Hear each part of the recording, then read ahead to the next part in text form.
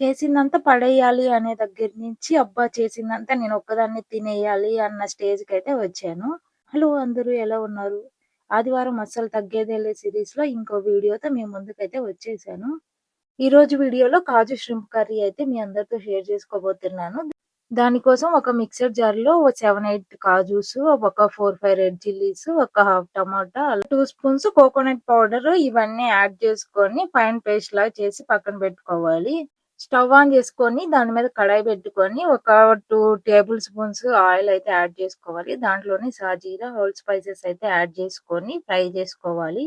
అవి మంచిగా ఫ్రై అయిన తర్వాత ఒక స్మాల్ సైజ్ ఆనియన్‌ని కట్ చేసుకొని దాన్ని దీంట్లో యాడ్ చేసి బ్రౌన్ కలర్ వచ్చేంత వరకు ఫ్రై చేసుకోవాలి. దాంట్లోనే 1 spoon ginger garlic paste add చేసుకొని ఫ్రై చేసుకోవాలి. అది కూడా ఫ్రై అయిన తర్వాత 1 పౌండ్ ష్రింప్‌ని అయితే యాడ్ చేసుకొని వాటర్ అన్ని ఎవాపరేట్ అయిపోయి కుక్ అయ్యేంత వరకు కుక్ చేసుకోవాలి.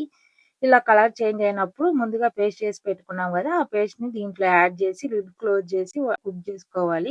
సేమ్ మిక్సర్ జార్‌లోనే 2 స్పూన్స్ యోగర్ట్ అలానే ఒక 1 కప్ వాటర్ యాడ్ చేసి ఈ లంప్స్ ఏమి లేకుండా మిక్సీ వేసుకోవాలి.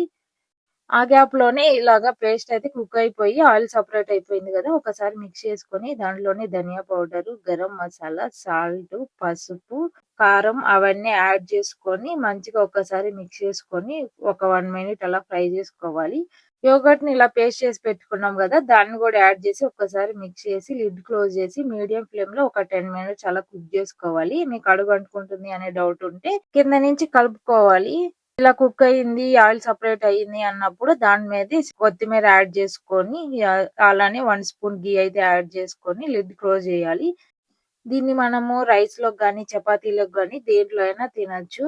మీరు ఇంట్లో ఈ కాజు ష్రింప్ కర్రీ ట్రై చేసి ఎలా వచ్చింది అనేది కామెంట్ చేస్తారని అనుకుంటున్నాను.